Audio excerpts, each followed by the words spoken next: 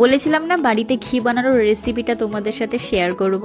So দেখো, আমি প্রতিদিন গরু দুধ থেকে সরগুলো তুলে রাখি একটা কন্টেনারে এবং সেটা আমি ডিপ ফ্রিজে ভরে রাখি। যখন অনেকগুলো সর হয়ে যায় তখন আমি সরগুলো বার করি এবং একটা জায়গায় রেখে যে ঘুটনির সাহায্যে অনেকক্ষণ একটু ধৈর্য ধরে এটা করতে হবে। এটা মিক্সিতেও করা যায়, কিন্তু আমার মা বলে মিক্সিতে অতটাও স্বাদ আসে না যতটা এই ঘুটনিতে ঘুটে স্বাদটা আসে। হ্যাঁ, এটা অনেকক্ষণই ঘুরতে হবে। যখন কালারটা এই যে গোল্ডেন থেকে পুরো সাদা হয়ে যাবে তখনই বুঝতে হবে যে এটা আমাদের ঘোটা হয়ে গেছে। দেখে নাও, পুরো ক্রিমি একটা দেখো হাতে করে নিয়েছে, একদম ক্রিম ক্রিম টাইপসের। তারপরে ঠান্ডা জল দিয়ে সেটাকে 3-4 বার ধুয়ে নিতে হবে। খুব ঠান্ডা না, মিডিয়াম হল। ধোয়ার পর যেগুলো বেরিয়ে যাওয়ার সেগুলো বেরিয়ে যাবে, যেগুলো ঘি হওয়ার সেগুলো থেকে যাবে। দেখে নাও ভিডিওর মাধ্যমে। আমি টোটাল 3 বার ধুয়ে নিয়েছি। দেখো, ধোয়ার পর জিনিসটা এতটা ক্রিমি ভাব আসে, দেখেই মজা লাগে দেখতে, আর নাড়তে এতটা সুন্দর লাগে। দেখো, তোমরা দেখে বুঝতে পারবে কিন্তু কতটা ক্রিমি হয়েছে জিনিসটা।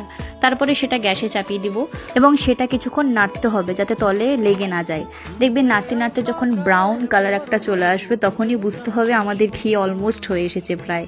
তারপরে দেখবে একটা বাদামি কালার টাইপসের চলে এসছে, তখন কিন্তু গ্যাসটা অফ করে দিতে হবে। ট্যাড়ান, আমাদের ঘি রেডি। এত সুন্দর লাগে, আমি তো বাড়ি। Tata, bye bye.